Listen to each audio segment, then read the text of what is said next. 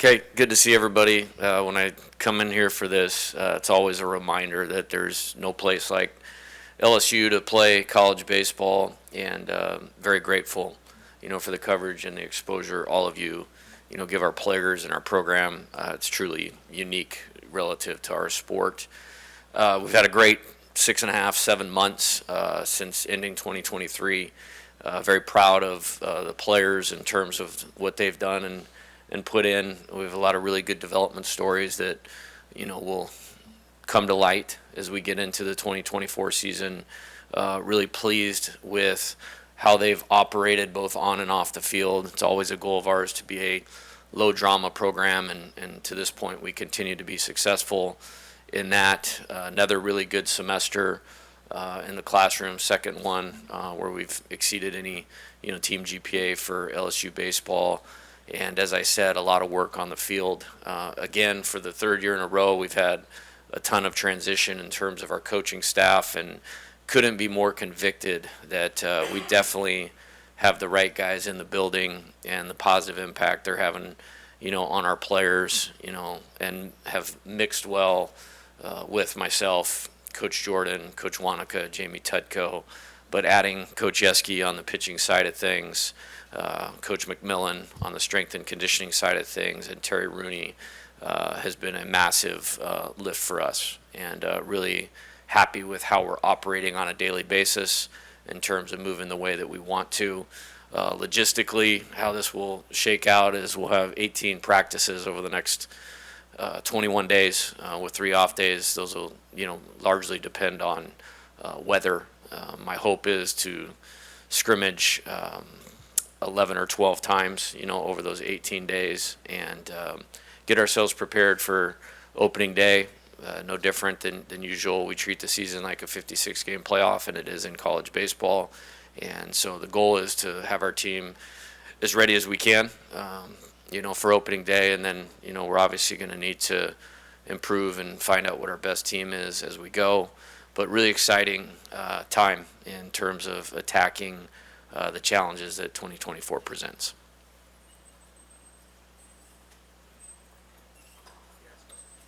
If you have questions, let Mason or Bailey know. Hey, Coach, here in the back. How do you raise the bar in 2024 after last year's season? Well, that's how I operate my entire life, is always like what decisions can propel us in the program forward. And in terms of results, it's hard to do much better than that team did. I think attacking different challenges and what I would call our process of winning and constantly improving that. And college baseball and college athletics is kind of under construction, as we know it. But if I look at how we operate, and this is always how I choose to do it, at the highest possible level, what improvements can we make in doing that? I'll give you an example. Very thankful to our administration. We were able to go get Jeremy McMillan, who I believe is the best strength coach in college baseball, and bring him in. And just in a month's time from the time we were done with them in the fall until they returned in January, players are stronger, they're moving better, more functional in baseball. So that would be an example of trying to raise the bar. I think, bringing in, Terry Rooney, along with Josh Jordan and myself, try to recruit at the highest possible level and continue to add the talent needed to compete at the top of college baseball on an annual basis, which has been not easy to do, in this modern era. And I believe there's several reasons for that. But I think, our MO as a program is always focusing on what's important right now and how we do what we do. We all know what we want to do, but how we get there is where we put all of our focus. Coach, I have 2 questions. What did you see in Gage Jump to want him to get him to come here and want him to come here? And then how has he come back from the injury? And then the second one is about Paxton Clayton, getting the chance to be able to play every day, and it's his, he's competing for a spot in center field.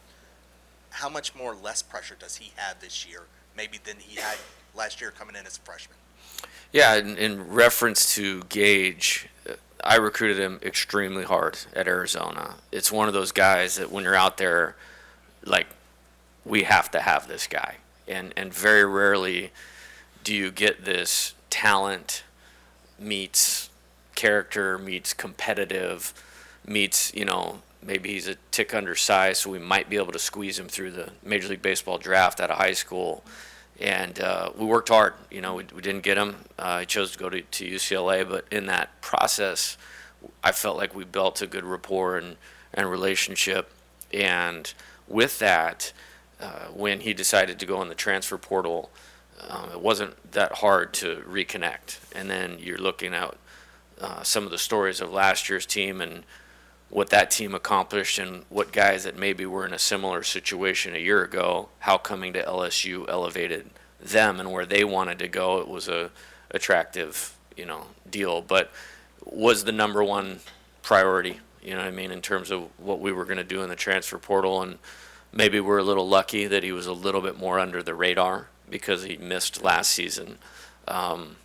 But once I saw that, it was let's try to get this done. Now, returning from the injury, he missed the 2022 season. We've been very deliberate about that. I think he threw a total of 6 innings in the fall, and we built him up to he threw 1 inning, and then 2 innings in the 2 outside scrimmages against McNeese and Louisiana Lafayette. He'll throw 2 innings, today or this weekend, and we'll build him, accordingly, to be effective as he can be at the beginning and improve as the season goes along. But he's responded really well. In regards to Paxton, massive, get for us to, once he opened up his recruitment to get him back to LSU. And, it's easy to forget that, he was hitting leadoff opening day last year on that team. And so that says everything you need to know about what I believe, Paxton's capability and ceiling is. I have great faith in him. I think he's made some great strides in his development. He's one of those guys, as I said, I'm excited for everyone to see the fruits of the labor of the work that they've put in, in his case, both physically and mentally and experience. Let's not forget he grew up in Pennsylvania, which, because of weather, you have to overcome that in terms of your baseball development. And, he had a couple injuries last year, which, didn't allow him to maybe stay in there, but was starting a game in the SEC tournament, had 100 at-bats, had a very successful 100 at-bats. I think you'd be hard-pressed to find 10 more freshman players in the SEC that had as effective a season as Paxton. So it's his time, and I'm super excited about that. And love coaching him. He's a great kid, great talent, and really happy for where he's headed.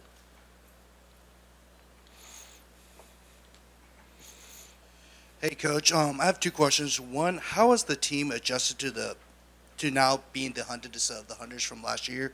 And then Jake Brown was one of the top left-handed pitchers in the country out of the class of 2023. How has he looked in the outfield, and what does he need to keep improving on? Yeah, to your first question, I don't think there's any transition in terms of how we're viewed. I've never seen a team with more expectations on it than last year's team. And to be clear, it's 2 different teams. So in terms of the returning players, they know exactly what's coming because it was coming in the same wave last year. I think, our whole thought process behind that is we're not defending anything. When you're being hunted, you're kind of on defense. We're not doing that. We're attacking 2024 and this opportunity. And we've put a lot of time in explaining to the team exactly what that looks like from a mindset standpoint. And so feel really good about that.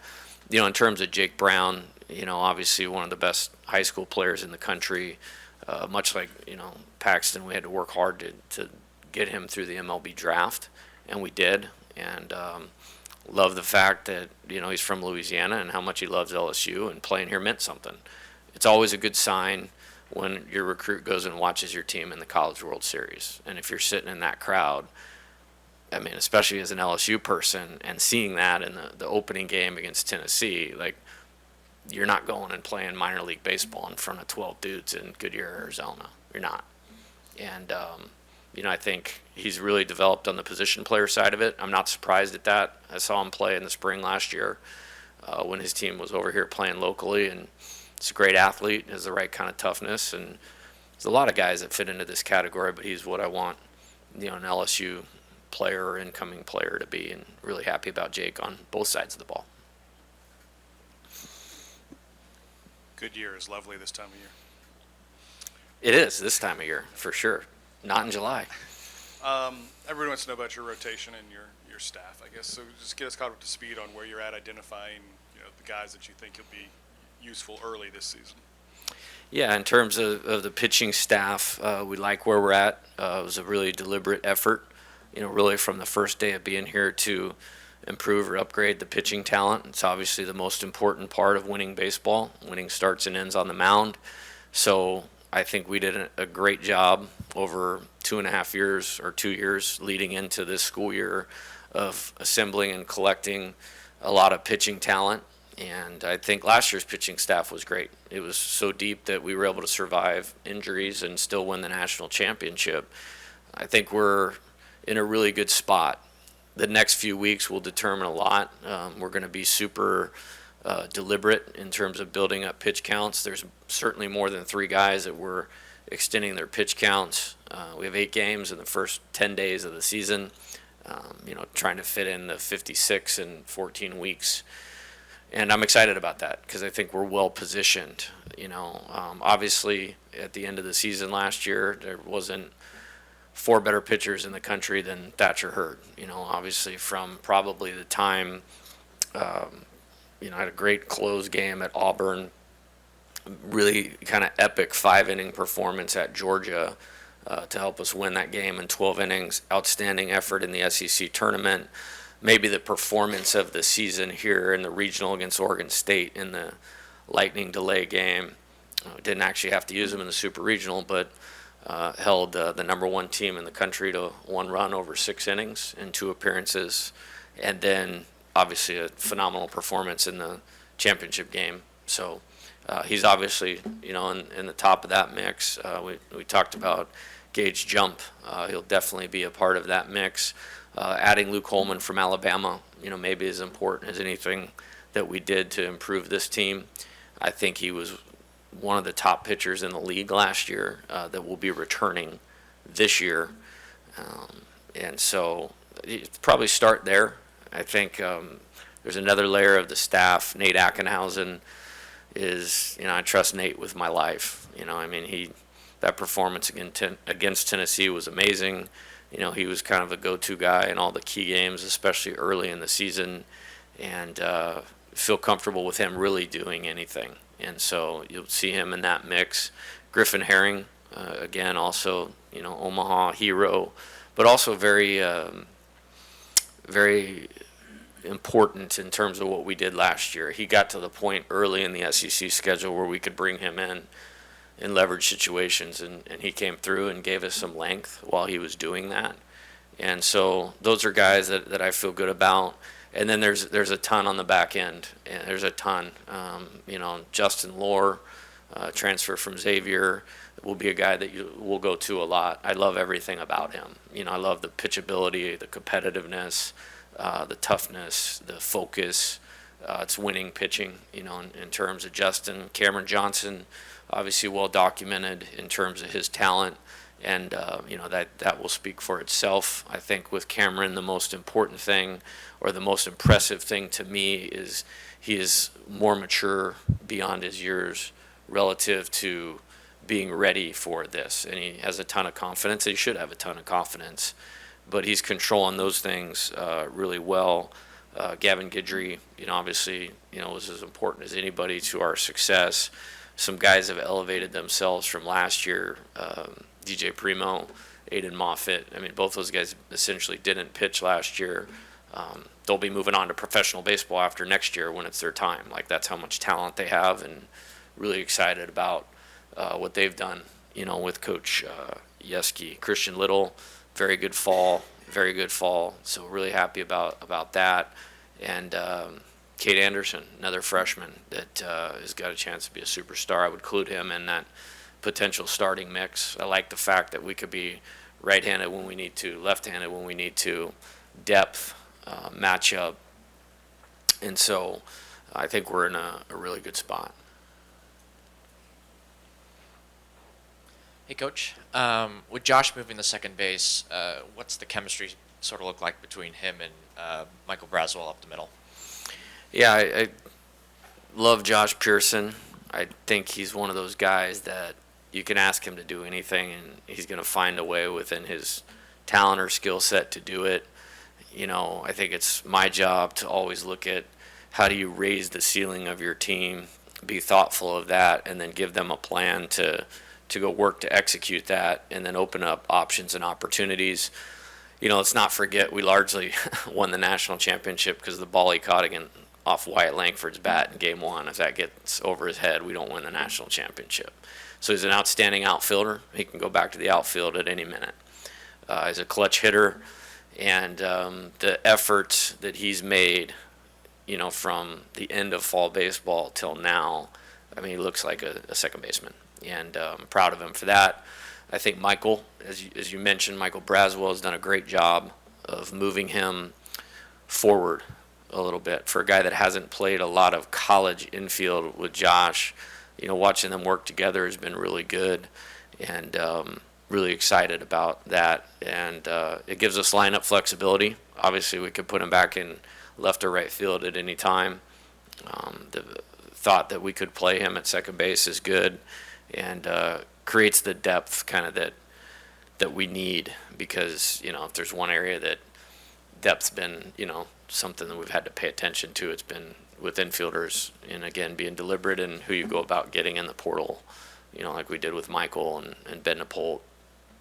Having Josh in there gives us, in my opinion, 5 good options in the infield, and I feel a lot better about that now.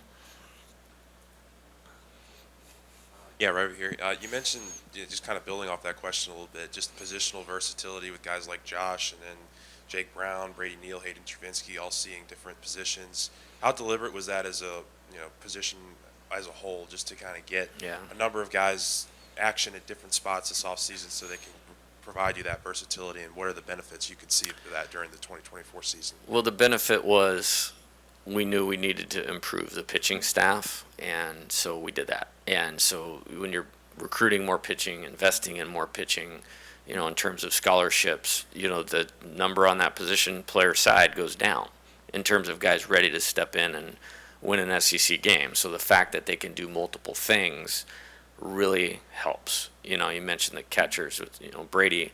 I have no problem throwing Brady second base, third base, left field, right field as just a ball player. Hayden, we'll see a lot of time with DH at bats. There's no question about that. I think he'll be one of the most dangerous hitters in college baseball this year, and we're working hard to keep him healthy and in position to do that. Alex is probably exclusively a catcher. Jake Brown can play all 3 outfield spots, can play first base, and it helps a lot, especially with maybe the construction of this roster in terms of where we sit today. The fact that guys can move around is going to help us with depth, with matchups, because it may not be quite the same in terms of bodies. I believe that it will be at some point, whether that's this year or next year or what, because guys are really developing in front of our eyes, and we've seen some of that since we've come back, but it really helps, on this team. Hey, Coach. Christian Little, one of the guys that you talked about wanting to take that extra step of development moving into the season. You said he had a great fall, but can you elaborate a little bit on that development towards the team this season? Yeah, I think one of my favorite things about coaching college baseball is that development happens at different times for guys. And Christian, decided to go to college a year early, and that's a big jump.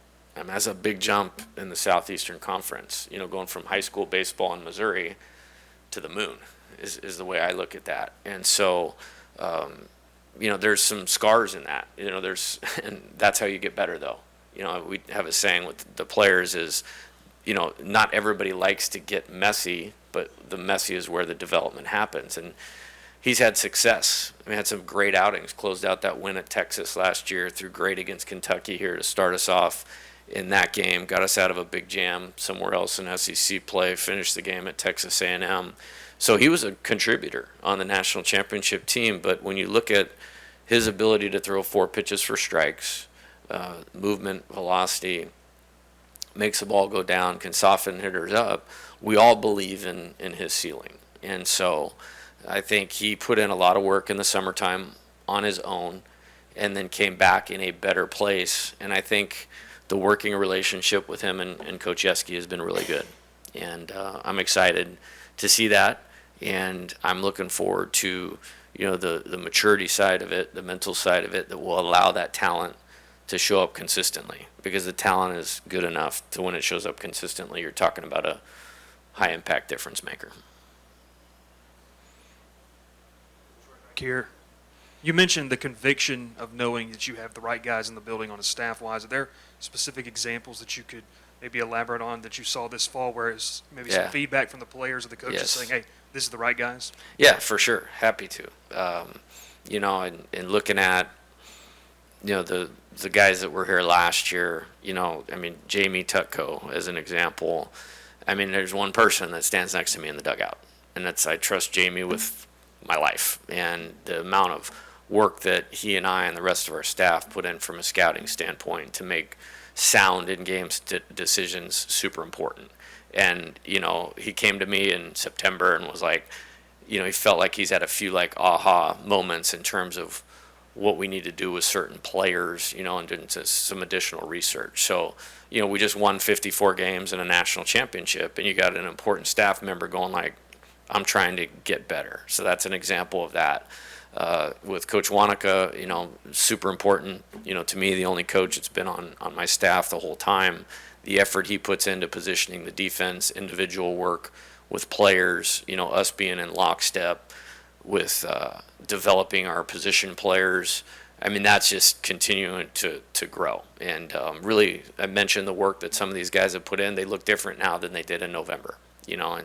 Physically standing in the box, maturity-wise, all those types of things. Josh Jordan, we had another good, recruiting cycle for pushing it forward. And, you can't work any harder than Josh. And then Terry has added that same element. This is all I do. This is all I do. And those guys are here before me, and they leave after me, which is nearly impossible. And so that makes you feel good. And then, to your point, player feedback and pitcher feedback on Coach Yeski's been phenomenal. And that's why I brought him here. I brought him here to know exactly what I was getting out of a pitching coach. And we haven't even seen the best of it yet because the games haven't started. That's where I think he really adds a tremendous amount of value. But, talking about Christian Little, the improvement there, DJ Primo, we had him and Coach Yeski working one-on-one in the mornings all fall.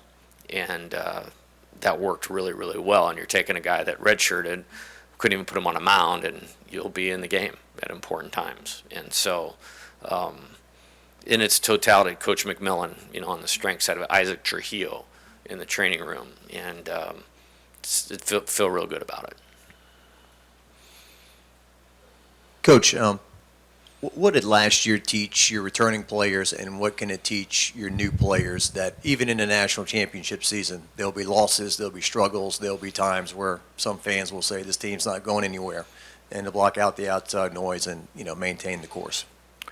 I think valuing the work you put in every day, and when you know that you've put maximum effort towards preparation and readiness to execute your job to help the team win, that you can play with a bunch of peace of mind. And I think that's what we did.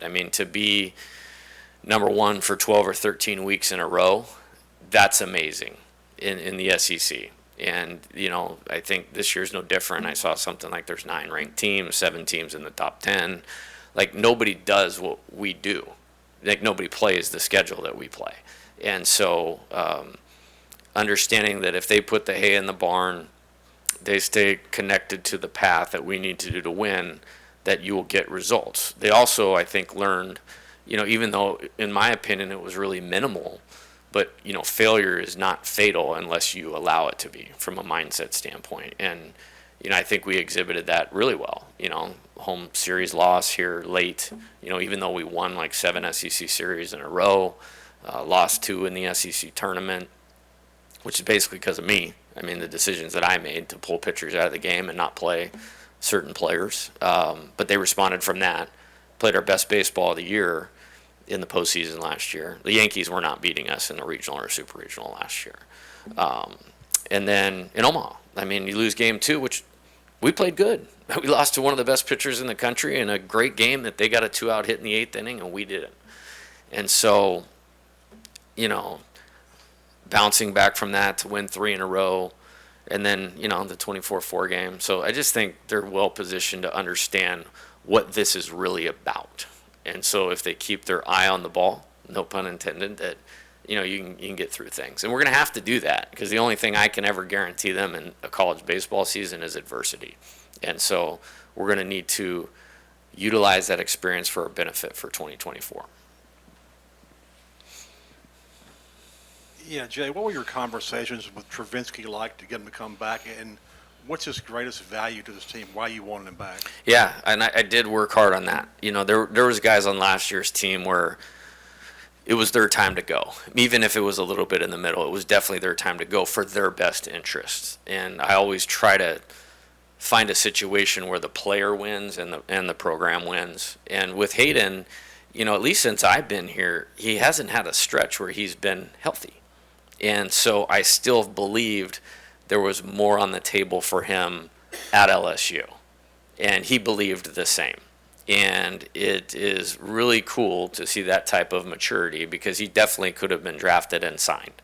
I mean, that was all him to decide that he wanted to do this. And so in terms of value, I already said I think he will be one of the most dangerous hitters in college baseball this year.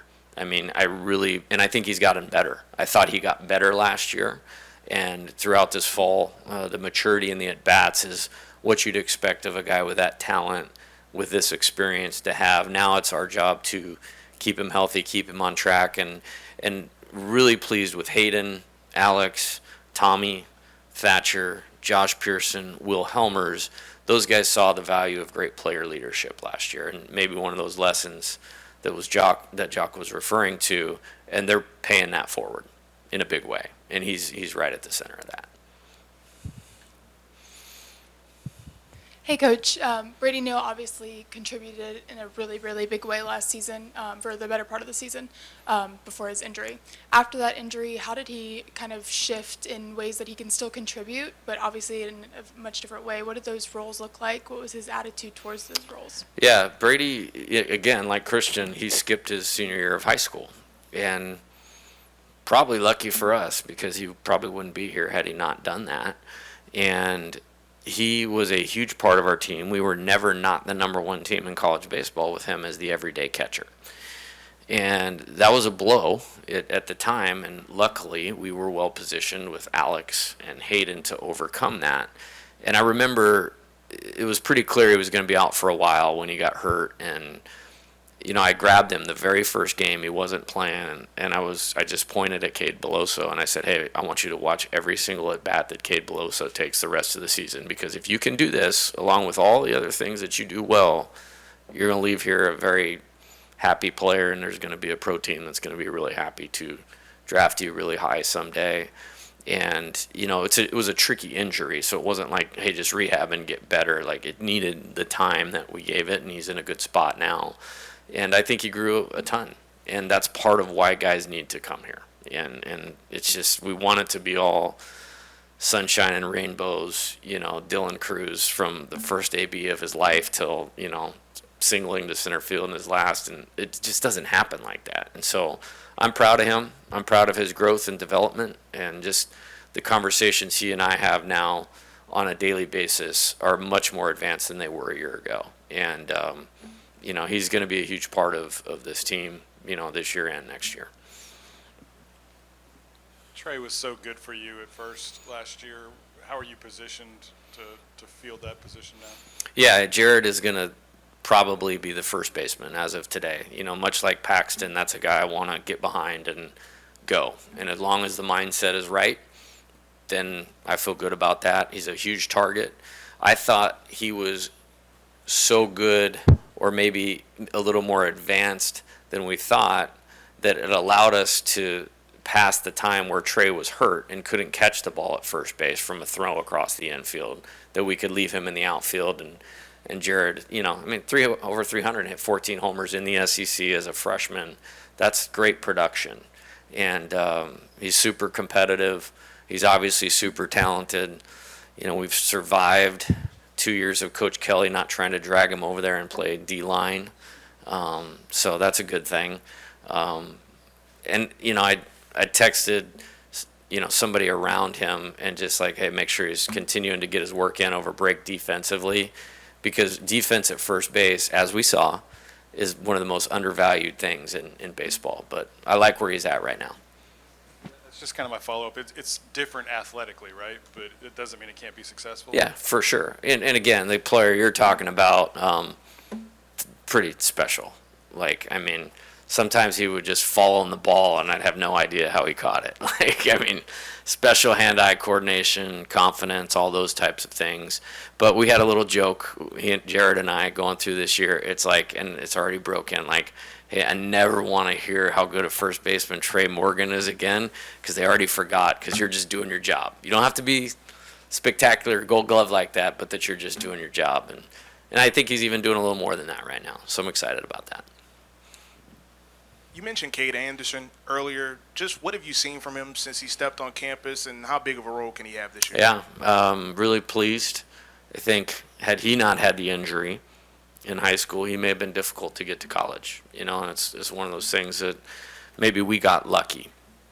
I think the poise, far beyond the years, the athleticism, the confidence, so those mental game pieces where players have to develop the most, probably. He checks a lot of those boxes. And then you talk about explosive life on the fastball, the breaking ball going down, soften up with the changeup. It's pretty good. He's really good. And, same kind of thing. We're trying to bring him along back from the injury in a intentional way, in a smart way, because, that's a huge piece of LSU baseball moving forward, like Cam and like Jake Brown and like Stephen Milam, Ashton Larson. So, I think you said you were recruiting while you were in Omaha, right? Yes. Having to recruit. I was wondering how long did you allow yourself to celebrate the championship? And obviously everyone talks about when you win a championship, it's easy to want to take a breath and enjoy it a little bit. But how have you tried to have the mindset of, as you said, attacking, and how are you trying to translate that to the team? Okay, that was a lot, Scott. That's okay. No, it's all good. Definitely work needed to be done in Omaha, and I'm very proud of what we accomplished while we were there. We got Michael Braswell, we got Justin Lohr, and we got Cade Woods, all while we were in Omaha, and we were setting the table for Luke Holman, Gage Jump, and Mac Bingham. And so I feel like we executed that really well. As far as time off and enjoying, this is interesting. I tried not to go to bed on the Monday night after we won. I made it till about 4:40. And then the next day we flew home, and that was great, the flight, and got back. And then, it was just like, hey, there's a few things I need to do. Nobody was worried about us getting our appropriate time to celebrate. So I remember doing some things the next day. Celebration was phenomenal. But then Thursday and Friday, we had individual meetings with the team, and, got on a plane Saturday morning. And it was fun seeing a few of our supporters at the BTR airport going what are you doing? It's trying to do it again. And went out and saw Luke Holman, that day. And so that was kind of the timeline on that. I think as far as your question, which that's where my focus is at, is, honoring the process of how we roll, for lack of a better way to say it. And I'm really pleased with the players right now. There is just a attitude about we need to go about this a certain way, to try to keep our seat at the table, or make our seat at the table, because we have a great schedule, we have great challenges. It's another up year for the SEC. Everybody's getting twice as many players as we are in the portal, and so there's some challenges, but how they're going about attacking those challenges has been really positive. There's no complacency, and just this thought that there's a need to accomplish something for them. Last year it was, we need to want to get back to the top. Again, one step at a time, but program hadn't been to Omaha in 6 years. And then now it's about them creating their own legacy. Not easy to do. This is the best program in college baseball. There's only one time in the 2000s have been to Omaha back to back. So that tells you how hard it is. And so if it's that hard to have any chance to create their own legacy, it's going to require their undivided attention. And so we've celebrated appropriately, and when the season's over, and people want to still celebrate 2023, it's great. But for now, this just requires our full attention. And that's how we try to do it all the time, so I don't think it's that big a shift. Zeb Ruddle obviously was a guy who redshirted last season. What has he sort of done, I guess, over the last 8-9 months to sort of prove that he could be a guy who could help you guys out this season? Yeah, Zeb had used his time well last year while he was redshirting. He added some strength. He went out to summer ball, had a really good summer. Cal Ripken League for the Bethesda Big Train. Had a good fall, played well in the outside games. And, I love his work ethic. I love his toughness. Again, he is an exact type of person that we need and want in the program. Understood, the situation last year. And it's a competitive situation again this year, but there's at-bats for him to get. And he's one of those guys that early returns in terms of how he looks today is better than how he looked in the fall. And I wouldn't expect anything less because of the work ethic and the character of the person. And we're trying to give him a really specific template, as we do all the players, of where we need them to get to make the best impact on the team. I think he's definitely doing that. Hey, Coach, back in the back again. Back to Tuco. You mentioned him earlier. Tuco, excuse me. I'm assuming you know about the situation with the gentleman helping his mom in the airport. And he was offering LSU tickets? Yeah. What does that say about his character? Yeah, he's a 10. Yeah, that's one of the most important people in my life. There's probably 5 of them. Jamie's on that list, But that's classic him, and everybody's like, whoa, what a cool story, and this and that. I see it every day. So it is a cool story, but I'm not surprised just because that's how he is. Hey, Coach, in the back here. What are some of the unique things that Tommy brings to this team, and what are you hoping that he could add to his game this season? Yeah. What is wrong with you people? It took us however many minutes to get to the best hitter in college baseball. Good job. He's special, dude. I mean, just the competitive nature is second to none. When he steps in the batter's box, it's something else. And obviously we saw that to the tune of whatever it was, 105 RBIs. And it wasn't just 105 RBIs. It was always when we needed it. You know what I mean? And just the drive to be as good as he possibly can be, the intent behind that, and it served him well. I mean, surgery right after Omaha on his shoulder, missed the entire fall, but kept his body in a great spot, took an exceptional step in leadership, during that time, and super proud of Tommy for that. And then, has rehabbed in a way where he's ready to go. And you wouldn't know that he didn't take an at-bat for 6 months, the way he looks right now. And so I'm proud of him for that. So just complete is, again, the word that I would use, and super excited about him being here this year again. Coach, the role that you see for Gavin, do you see anytime middle infield kind of thing, or is it Gavin Guidry, the pitcher? And what have you seen in terms of the development of Gavin this year and through the fall on the mound? Yeah, he's going to mainly focus on pitching.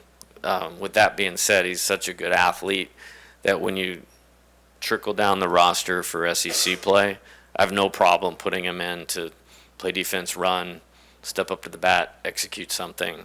But we're going to put the focus on pitching because I don't want to say we didn't throw him into pitching. We built him up to pitch last year, but he didn't pitch in the fall last year. And the load that he took on throughout the season, we did not have him pitch in the fall. We went back to the position player thing, and so kind of slowly built him up again.